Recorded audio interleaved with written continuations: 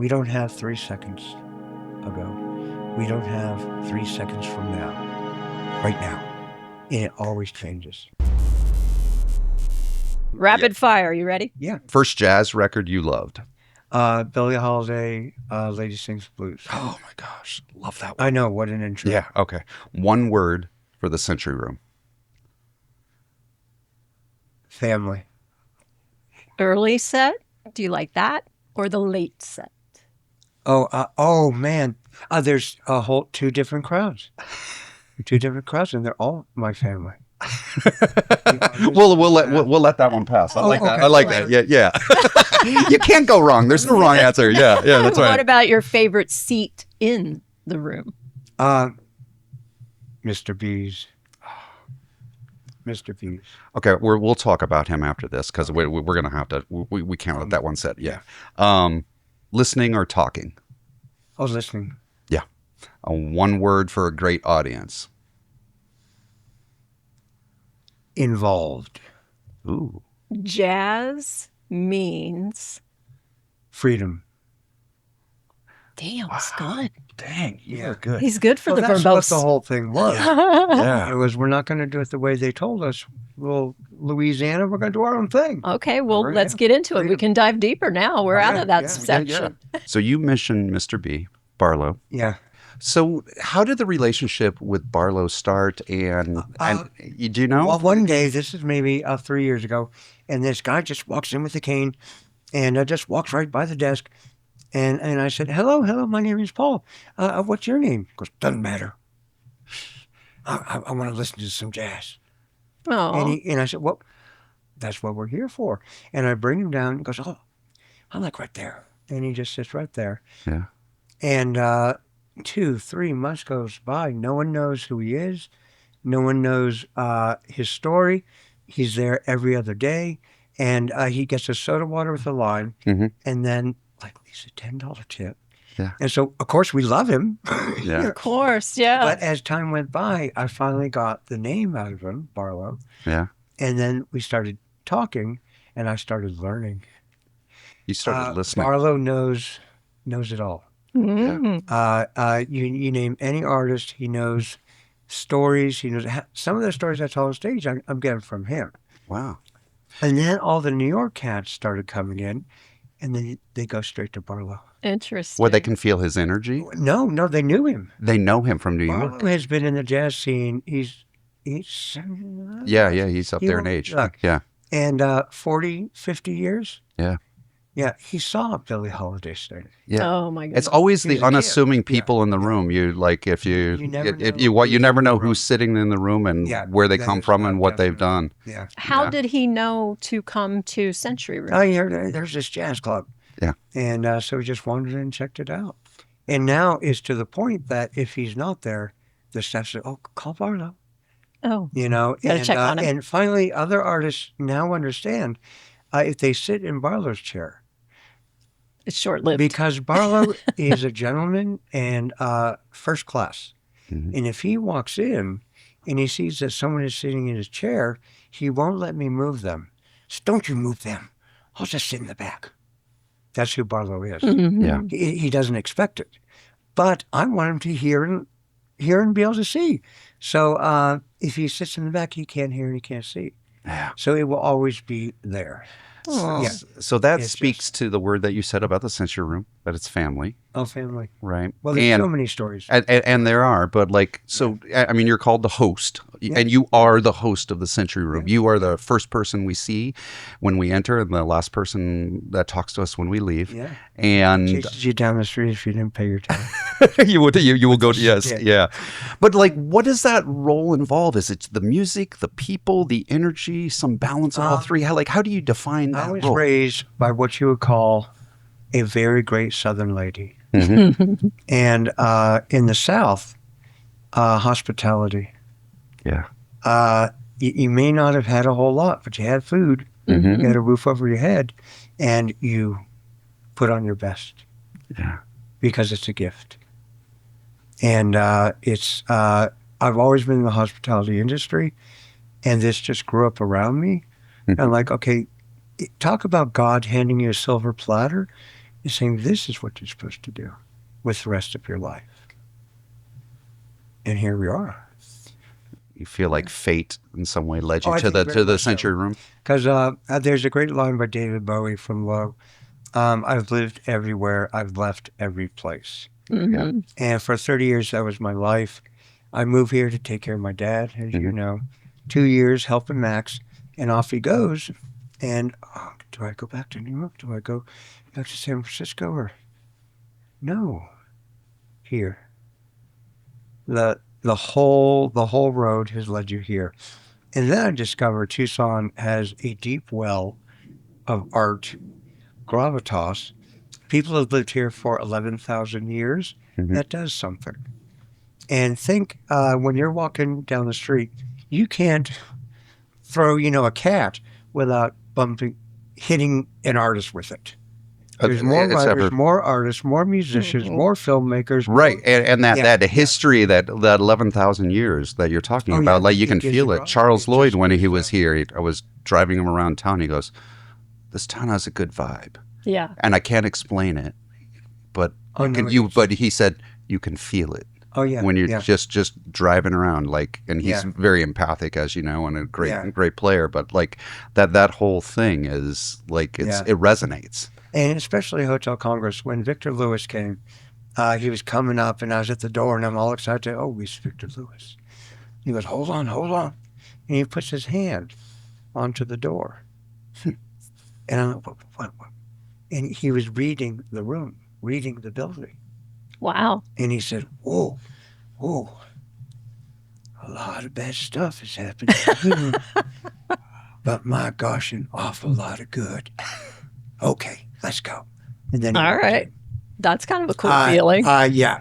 Wow. That the hotel resonates with spirit. That's true. And ironically, built in 1919, the first jazz pressing of an album, 1919. So the entire century, those musicians, they played on radios throughout that building. At the front desk, maybe it was the new From Duke the Ellington. inception of the building, Yeah. right? Here's the new Louis Armstrong, 1947. That played in that building. Yeah. Mhm. So all the ghosts wandering around, they go, Yeah. it's They find a resting place. As they get, yeah. yeah. Well, speaking of feelings, because Yeah. we got Haunted the doesn't feels have to be happening. a Yeah, scary word. Yeah. Haunted you can be know, it's romantic and lovely. there's always That spirits place and is feelings haunted. everywhere. So what about the Century Room? It has a very specific feeling.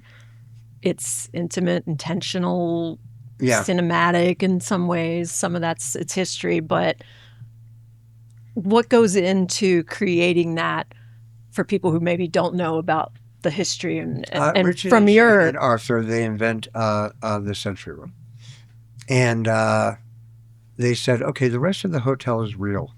Let's not slap together some plywood and, some glitzy, I don't know, jazz club. Mhm. They said, let's build something that will last another 100 years. So everything you touch in there, whether it be marble or the 1920s tiling or the mahogany walls, it's all real.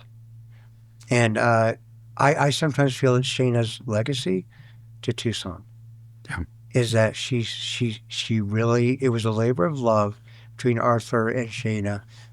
And she said, here you go. And look what happened. and what They is your didn't know if it would work. what is your Yeah. part in, like, how do you represent that and bring that every night? Walking down the street. I live across the street. From my door to the front door of Century Room is 37 seconds. I've timed it. I was going to say, not that you And timed it's it. just an extension of my home. And when Bill Frisell was in, I said, Bill, I don't know, it's become like a religion. I can't sing, I can't dance, I can't play a single instrument, but I'm part of it. He goes, oh, Paul, maybe you don't play an instrument, you play an entire room. And Mhm. you do it beautifully. You play an entire room. Yeah, that's like having the Dalai Lama, pat you on the back. No kidding. Bill. Yeah, and I never forgot that. That the impresario or the front guy, you think Diaghilev with the Ballet Russe, Mhm. introducing Nijinsky to Picasso, Right. or Stravinsky to Coco Chanel. That guy who foments art and creates a space just think how many of the young artists that we work with, they met there. Right. And then Kenji Lancaster says, "Oh, Ryan Willis, do you want to do this and this?" And art happens. Mhm. They're all, it's just a little, Yeah. pit of creativity. So, like, yeah, speaking of that creativity and your role in what you do, you listen to so many amazing artists, and there's an art to listening. So maybe like in that process of listening to music, what are some things that you've learned about listening, even in the last 3 years in the Century Room alone? To expand my mind. That as Arthur knows, when we first were getting together, and I say, "Oh, Billy Halsey, Duke Ellington, Louis Armstrong," I knew the basics. And then as you head into bop and further on, kind of frightening territory for me. I've always understood abstract art. Right. I can Kandinsky with you, I can Franz Klein with you, I can de Kooning with you, but abstract modern music. And this is coming from an old punk rocker. Jazz Wait, something's can not be- coming together. Jazz can be extremely, Very punk rock. the original punk rock. Yeah. Yes. And as you get into Thelonious or, oh my dear God, when Colin McElrath did the modern, I can't think of his name right now, the guy who did saxophone bird sounds. Oh, You know, okay, well. yeah, I know who you're talking about. Well, it'll come. And yeah. I was sitting there saying, okay, I'm going to lose my mind. This is frightening. It's take James Joyce and try and read that crap without throwing it out the window. Do you know what I mean? Oh, I do, Like, because I Duke tried to read it. Ellington is a communicator, and it's warm, and he communicates. The modern, it starts losing me. But I have grown. That now we have Ryan Willis Space Travelers doing Thursday nights, and I said, freak me out. I want to be Andy Warhol in the studio with Lou Reed in the Velvet Underground. Freak me out. Yeah, and that is the Century I Room is the can do right it now. place to do something like that, and for that Yeah, for to sure. manifest itself, and for it to find new ears. Well, Kandinsky's The Spiritual in Art, he begins with art is music. No, painting is music. Music is painting. And that's how you get those crazy canvases. Yeah. It was music he was painting. Yeah. Trying to have a visual representation of yeah. what he's hearing. So, as you can tell, just by a couple of conversation or mini conversations with you, you have a lot of stories. A lot. And we hear a lot of them when we're Yeah. at Century Room. Tell us a little bit more about where they come from, how you started telling those stories. Yeah, on and they're stage. usually at, if you haven't been there, they're like at by the day one. Yeah, they're the where you're like, I introductions. know what I'm going to do. I'm going to tell stories. Yeah, and they're amazing. It Yeah. kind of grew organically. Mhm. Then you got this guy with a microphone. And he an art historian, involved in music for a long time, and history. Right. And there was one time that the introduction, I don't know, it was something about Tsar Nicholas the First or Second, and I'm going, and Chris is like, where is this going? And then it comes back to the what's happening that night. Right. Is that the art historian ties it all in. Oh, I love You know, I the love chair, when the you painting, start on a music. bang zoom and like, oh, And then you go, okay. I see where you tied that Yeah, together. yeah, And that's a beautiful thing. And Is there a key place where those start? Or is there an inspiration moment prior to getting the mic? Before an artist that I don't know, they're coming, I deep dive Okay. for like maybe a whole week, and I live with that artist, Mm-hmm. and then I deep dive about them. I talk to Arthur, I talk to Jed at the Vanguard, and I find out about them, and then sitting there drinking coffee, I go, we just had an artist in whose favorite artist was Mark Rothko. Mm-hmm. And I read that he said, when I play, I see Mark Rothko. And so that was my introduction. And he went, wow, Mark Rothko's my favorite. I said, I know. Not that And I'm so, stalking yeah, you. yeah. Yeah. And then a lot of it, history to me is, and this is part of history. So all the jazz stories I tell, there's great books out there. And then Jed told me the Charles Mingus story Mhm. about throwing the door down. Yeah. Max Gordon. Yeah. And so I just, You just start finding these people things. like hearing. So like you're referencing like all these like different people you've talked to, and I know you already mentioned that you lived in lots of different cities and Yeah. you've been in lots of different scenes. Yeah. And it would take a month for us to go through all those scenes. There's a book being I certainly hope there's a I'm book waiting written. for some people to die so I don't get sued.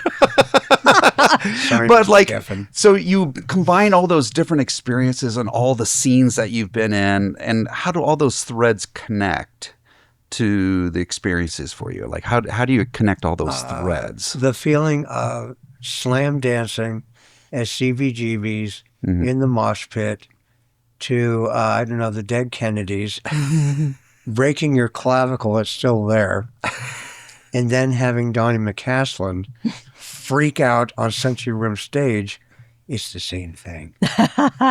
Or Ben Wendell, some of the crazy. And so, yeah. And I can remember those feelings.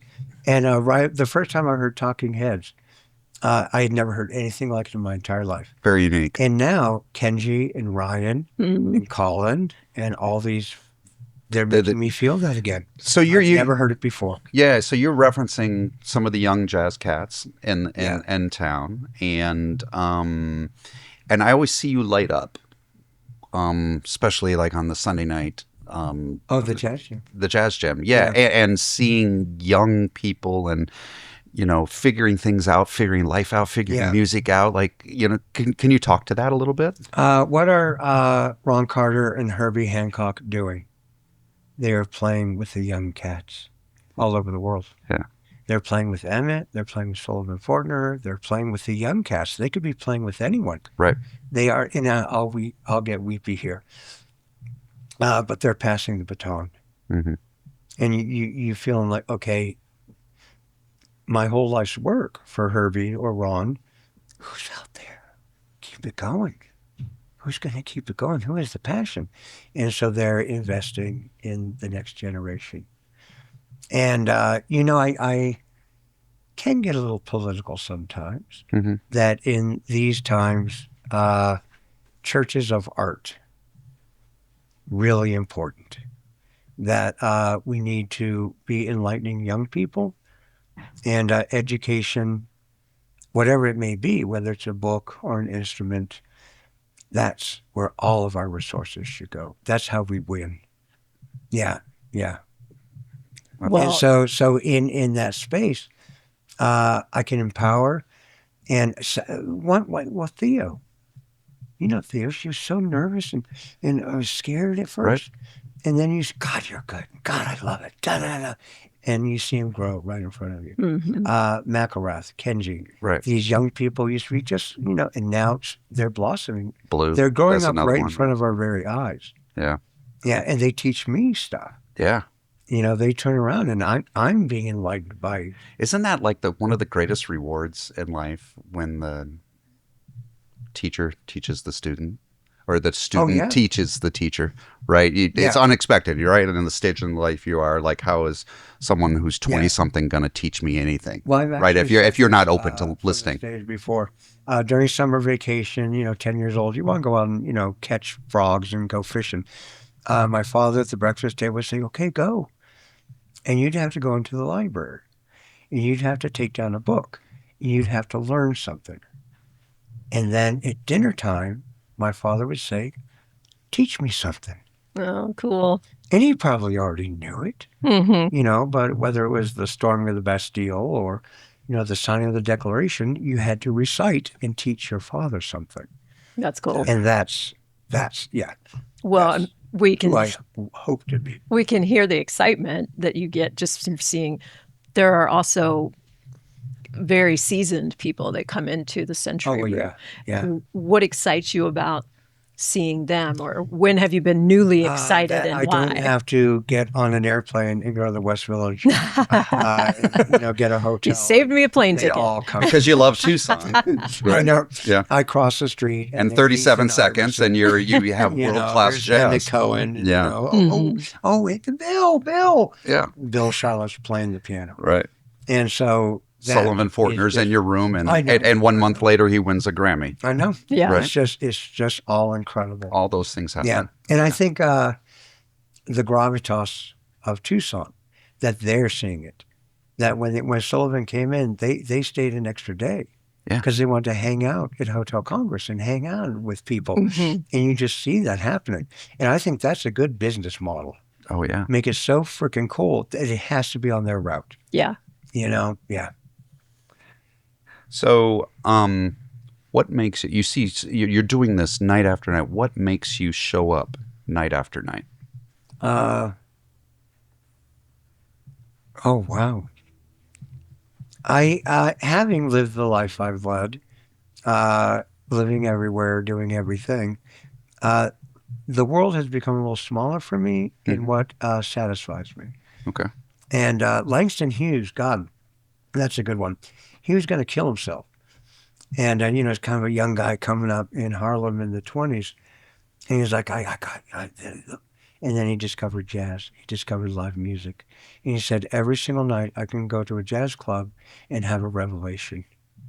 And it saved his life. You could say Duke Ellington saved his life. Yeah.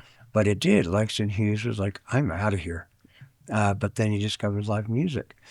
And every single night, from beginning to end, I am in the moment, I am present, and I am hearing the universe speak right to me from right over there. Because that's what we all are.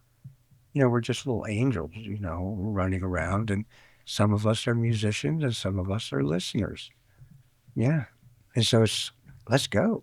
What's going to happen tonight that I'm going to remember for the rest of my life? We could end the podcast Right. right there. Yeah. With that statement, but we're not going to. Okay. No. In fact, It's a great jacket, by the way. Oh, thank you. You know I comment on the fashion. Yeah. That's gorgeous. in fact, let's blind rank. Ooh. Yeah. Oh. Ooh, blind rank. Okay. So the idea is I'm going to give you five things, Okay. and it's great jazz clubs, and you have to rank them 1 to 5. But you only can do them one number at a, you only can use, you can't repeat numbers, right? Yeah. And So we you give them to you. and we'll give them to you, but you don't know what's coming next. Okay. So pick carefully, and we all know in your heart that all of them might be number 1. Well, yeah. Of course. All right. Let's start with Village Vanguard. 1. Blue Note, 3. Okay. Birdland, 2. Ooh. Preservation Hall. Oh, no. Oh, Because that's First Slam. yeah. Oh, okay. I have to say 4 because now Okay. And And we can't do this. Like you might get fired. It's so funny. Century Room. the Century Room would be the last one I It would. would be the last one because we don't have those bones. Yeah. That's okay. But I've got Jed Eisenman on speed dial, and we talk every other day. And so Jed is the Jed is the godfather of the room. yeah, and he runs the Village Vanguard, Yeah, he decides who gets on and who doesn't. and he is a mentor to you. Very much so. You mentioned speed dial, and I don't think you're kidding. I think you're literally How do you guys do this? And he says, well, this is how we do it. And so we're going to do it like Vanguard. yeah, That's a pretty damn good model to follow. right. Yeah. You went there recently. You spent some I time. went 5 nights, Yeah. and Jed got me in all 5 nights. And sitting on the right-hand side is a pillar where you see the drums. I know where And I there's know a exactly where you're little talking radiator there. about. Yeah. In summertime, you get air conditioning. Yeah. In wintertime, you get heat. So Lorraine Gordon always had her beloved Thelonious sitting right there. So I'm sitting there listening to Chris Potter, reading Rosnes, Peter Washington, right where Thelonious Monk used to sit and listen. So That's Vanguard. Yeah. So it's like talking about feeling history. Oh my right? God! It's happening But right everyone, here. You can feel that. imagine who went up and down those stairs. No kidding. Right. Everyone. Yeah. Yeah. Jed gave me that photograph of Barbara Streisand Mhm. that you see, on the wall near the stereo for a birthday present. And it was on the wall of the Vanguard since 1962. And he said, okay, I think Paul will appreciate this. I love Barbara. And he sent it. Imagine who walked past that photograph. Oh, hey, Barbara. Yeah. Only Yeah. thing better than that might be like a picture of David Bowie. Oh, well, there's always. Okay, there's a whole podcast on David that is- Bowie, right? But Right. then Donnie McCaslin, it comes right back to jazz. Right, exactly. It all circles back. Full circle. The moment Donnie McCaslin from Black Star, he was a saxophone player for Bowie on Black Star, and he did the first piece, and he said, "I'd like to dedicate this to Paul." And there's the musician who played on the Bowie album, dedicating it to me because he knows my hero is David. Sobriety and love and communication. Yeah. In fact, And so that's not going to happen anywhere else. Yeah. Except Century Room. All right. So one quick question before we let you go. Yeah. Tell me, why does live music matter? Because right now, we don't have 3 seconds ago. We don't have 3 seconds from now. Right now. And it always changes. Right now. Live music is right now. John and Yoko, their first house, they had etched in glass as you walk through the door. I love this. Be here now. Be here now. That's how you transcend. And so live music, be here now. I love it. And you know what? I can love live. that. You frame that so well. And being here now with you today has been an amazing experience for both of us. Well, my verbal diarrhea, my dear God. Okay. What I want is one of our listeners who's listening to this to give us the annotated version of all the references that were made by Paul in this 30 minutes. It would be amazing because like the breadth of knowledge that you so easily weaved into the narrative of what we were talking, and it all, just like your stories, they all connect, and finding those interconnectivities is truly an art. And we're blessed to have you in our city and being a host of the Century Room and being a through line to bringing such great vitality to our wonderful city, which we all choose to live here on purpose. Yeah. You fall ass backwards into what you're supposed to do with your life. This was the whole point the whole time. Yeah. Thank you so much. Yeah. It's Thank you a guys pleasure. for what Come you do. back anytime. Tell us how we can get more information because we know where to find you every night. Oh, yeah. Century They chained Room. me to a sink in the basement. Yeah. And if you're listening, wherever you're listening to this around the country, look up the Century Room in Tucson, Arizona, Please. one of the best jazz clubs in America. And 20 years from now, once it has a little more history, it'll be number one on everybody's list. Yes. Come home. Yeah. It'll have the bones then. Yeah.